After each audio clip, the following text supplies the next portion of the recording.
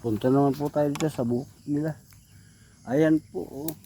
Ang dami pong tayo ng alamid. Ayan. Pababa po kami sa bukid ng bukid nila. Punta po tayo ng ilog. Ayan, may kalabaw. Ayan po yung may-ari. Madulas. Mahamog pa.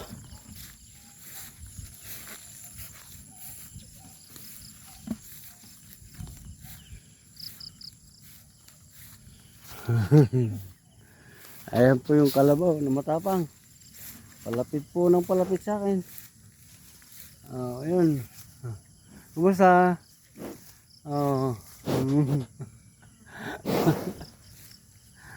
Mabait pala. Kala ko matapang ito po mga bayabas. Ayan. Ay, ito. Bayabas ang laki. Pitasin po natin. Ano lang yung bayabas dito. Ang laki na dalawa. Mura pa yung iba. Diyan ka pa sa kabila. Sa kabila. Bakit? May ano ba? Pugo? Kabuting ano ba? Kabuting punso. Hanap tayo. Kabuting punso. Wala.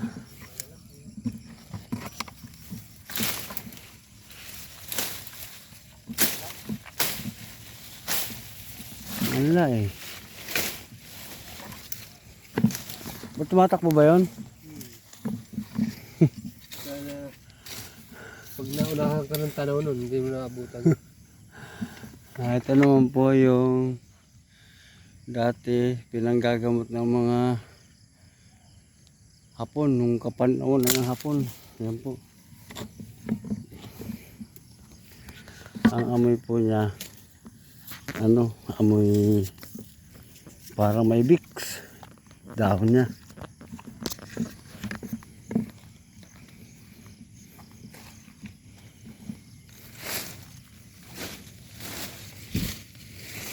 Gahanap po kami ng kabuti na tinatawag nilang ayun, doon kami pupunta sa malayo na yun. Yung manugang ko nauna na.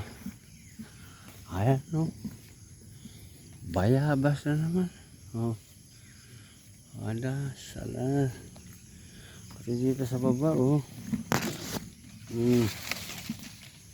bayabas. Kunin po natin ang bayabas. Baka makapag-isip pagsigang. Marami ka pang bayabas na. Darating si mama mo. Baka may dalang yun, kulambo. Makapanalok ng isda dyan sa ilog. Yan babayabasan natin. Yung mga nahuhuling tilapia dyan. Saka yung dalag. Yung bulig. Pwedeng lagyan ng bayabas yan sa haluan mo ng puso ng saba. Sa lahat ng natikman kong puso, ang pinakamasarap talaga yung puso ng latundan. Kahit mapakla, pinipiga lang yun. Malasang malasa. Malasang alamid. Hindi pa po kami makakita.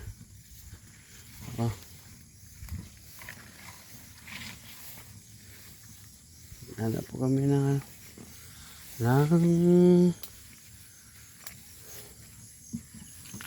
kabuting ligaw.